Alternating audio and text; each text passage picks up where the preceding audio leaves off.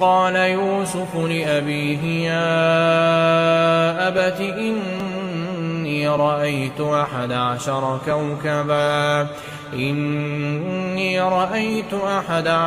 كوكبا والشمس والقمر رأيتهم لي ساجدين.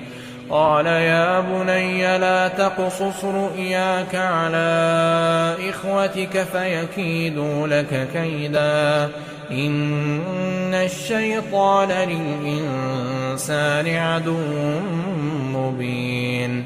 وكذلك يجتبيك ربك ويعلمك من تأويل الأحاديث ويتم نعمته عليك وعلى آل يعقوب كما أتمها على أبويك من